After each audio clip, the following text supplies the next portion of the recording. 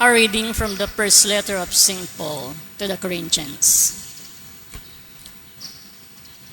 Brothers and sisters, as a body is one though it has many parts, and all the parts of the body, though many, are one body, so also Christ. For in one Spirit we were all baptized into one body, whether Jews or Greeks, slaves or free persons, and we were all given to drink of one Spirit.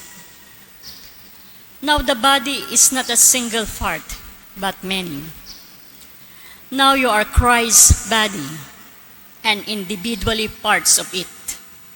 Some people God has designated in the church to be first apostles, second prophets, third teachers, then mighty deeds, then gifts of healing, assistance, administration, and varieties of tongues. Are all apostles? Are all prophets? Are all teachers? Do all work mighty deeds? Do all have gifts of healing? Do all speak in tongues? Do it interpret? Strive eagerly for the greatest spiritual gifts. The word of the Lord. Thanks be to God. We are His people, the sheep of His flock. We are His people, the sheep of His flock. Sing joyfully to the Lord, all you lands. Serve the Lord with gladness. Come before Him with joyful song. We are His people, the sheep of His flock. Know that the Lord is God. He made us. His we are, His people, the flock He tends. We are His people, the sheep of His flock. Enter His gates with thanksgiving, His courts with praise. Give thanks to Him. Bless His name.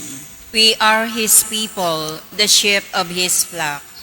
For He is good, the Lord, whose kindness endures forever, and His faithfulness to all generations. We are His people, the sheep of His flock. Please all stand. Alleluia, alleluia.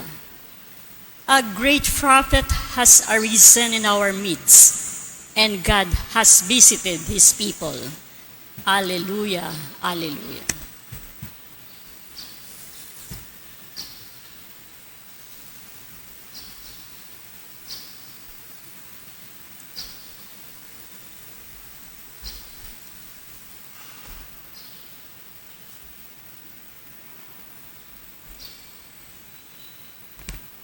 The Lord be with you. And with your spirit. A reading from the Holy Gospel according to Luke. Glory to you, O Lord. Jesus journeyed to a city called Nain, and his disciples and a large crowd accompanied him.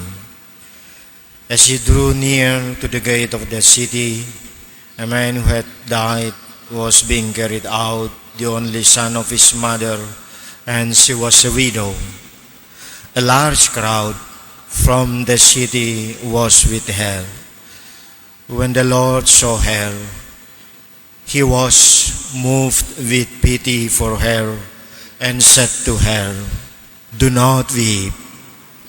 He stepped forward and touched the coffin. At this, the bearers halted, and he said, "Young man, I tell you, arise." The dead man sat up and began to speak. Jesus gave him to his mother. Fear seized them all, and they glorified God, exclaiming, "A great prophet has arisen in our midst, and God has visited His people." This report about him spread through the whole of Judea and in all the surrounding region.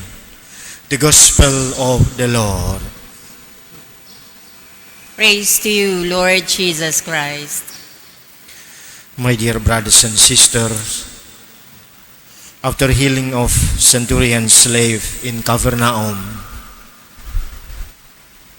in yesterday's gospel. Today's gospel tells us that God's presence continues salvation among the people through healing and saving the life without discrimination. From a centurion's need of healing, Jesus came forward to a widow in Nain for saving the life of her only son who died. My dear brothers and sisters, Jesus' action of raising of the widow's son proclaimed that the great prophet has risen in the human history and God's power has come to his people. Raising of the widow's son, Jesus Lord showed God's power over death, that future life of those who believe in God will have eternity. There is life after death. Amen.